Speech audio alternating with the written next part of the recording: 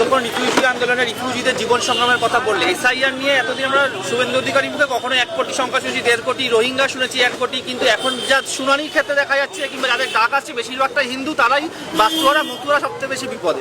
কি বলবো? আমরা এই কথাটাই বলেছিলাম, এই একই আশঙ্কা আমাদের ছিল।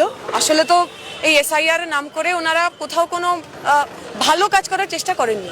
এসআইআর সামনে রাখবেন, হিন্দু মুসলমান করবেন এবং হিন্দু ভোট কনসলিডেট করবেন, এরকম একটা আশাকাঙ্ক্ষা থেকে এসআইআরকে রাজনৈতিকভাবে ব্যবহার করেছেন। এবং যে আশঙ্কা আমরা প্রকাশ করেছিলাম, ওপার বাংলা থেকে আসা মানুষ যারা ধর্মীয় কারণে অথবা রাজনৈতিক কারণে এপার বাংলা এসেছেন, যারা একটা বিপুল সংখ্যক মানুষ হয়তো হিন্দু, তাদেরই এই যা যা ডকুমেন্ট এসআইআরে চাওয়া হয়েছে সেগুলো থাকবে না এবং তারাই সবচেয়ে বেশি বিপদের মুখে পড়েছেন। আপনি আপনার আশেপাশেও দেখবেন যারা যারা হিয়ারিংয়ে ডাক পেয়েছেন তাদের মধ্যে মেজরিটিটাই তারা হিন্দু মানুষ। এই এলাকার মানুষ জানেন, যারা ওই এসআইআর এর ফর্ম ফিল আপ আমরা করেছি, আমরা একদম প্রথম থেকেই বোঝা গেছিল। এবার এর দায়িত্ব তো কাউকে নিতে হবে। আমরা কতজন মানুষের মৃত্যু এই বিগত 3 মাসে দেখেছি এসআইআর আতঙ্কে।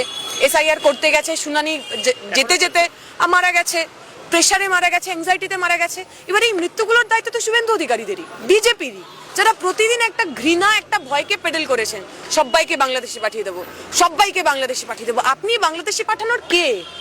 আপনাকে এই কথা বলার অধিকার দিল কে? বাংলার মানুষ, বাঙালির মানুষ যারা প্রতিদিন বাংলা বলার জন্য কখনো উড়িষ্যাতে, কখনো তামিলনাড়ুতে, কখনো উত্তরপ্রদেশে, হরিয়ানায় যারা বাংলাদেশি বলে মার খাচ্ছেন, তাদের প্রাণের দাম তো শুভেন্দু অধিকারীকে দিতে হবে, দায়িত্ব শুভেন্দু অধিকারীরই। এই মতুয়া সম্প্রদায়ের কথা যদি বলি, বিগত কয়েকটা ভোটে তারা কিন্তু কখনো নয় তৃণমূলের দিকে ছিলেন কিংবা শেষ কয়েকটি বিজেপির দিকে, তো এই মতুয়ারাই সব থেকে বেশি বিপদে পড়ছে এবং তারাই আজকে রাস্তায় নেমেছেন এবং নেমে তারা পরিষ্কারভাবে বলছেন যে বিজেপি, তৃণমূল, তারা দুজনেই এদের আসলে মিথ্যে কথা বলেছেন। এদেরকে নাগরিকত্বের টোপ দিয়ে অথবা বাংলাদেশে পাঠিয়ে দেবো এই ভয় দেখিয়ে ওদের ভোটটা নিয়েছেন। কিন্তু যে নাগরিকত্ব ওদের দেওয়া উচিত ছিল, আমরা যখন সরকারে ছিলাম, এই তো আমরা সবাই জানি যে ওপার বাংলা থেকে আসা মানুষদের নাগরিকত্বের কথা, তাদের বাসস্থানের কথা এবং তাদের শিক্ষার কথা, এই 3টে জিনিসকে আমরা প্রাইমারি ভেবেছিলাম এবং আমরা করে দেখিয়েছিলাম। পশ্চিমবঙ্গে তৃণমূল সরকার এবং কেন্দ্রের বিজেপি সরকার মতুয়াদের নাগরিকত্ব না দিয়ে তাদের রাজনৈতিক টুল হিসেবে ব্যবহার করেছে। তো ভেনেজুয়েলা ইস্যুতে আসি, ভেনেজুয়েলা ইস্যুতে তোমরা রাস্তায় নামতেই আবার সেই একই আক্রমণ, বাংলাদেশে তোমরা আসলে যারা একটুখানি তরুণজ্যোতি তিওয়ারি তোমাদের অদ্ভুত প্রজাতি বলেছে।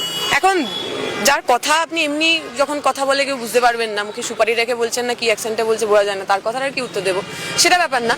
সেটা হলো বাংলাদেশের ঘটনায় আমরা সবার প্রথমে প্রেস রিলিজ করি। বাংলাদেশের ঘটনায় বামপন্থীরা তারা বাংলাদেশে হাইকমিশন পর্যন্ত মিছিল করেছে। যেদিন ঘটনা হয়েছে সেদিন রাত থেকে পাড়ায় পাড়ায়, আমি নিজের এলাকার কথা জানি, পাশাপাশি এলাকার কথা জানি, যেখানে এই ঘটনার বিরুদ্ধে বামপন্থীরা প্রথম, দে আর দ্য ফার্স্ট ওয়ান যারা রাস্তায় নেমেছিল। যারা এগুলো দেখতে পান না তখন তাদের চোখে নেবা হয়। আর ভেনেজুয়েলার ঘটনায় যখন আমরা রাস্তায় নামি তখন তাদের মনে পড়ে যায় এইসব কথা।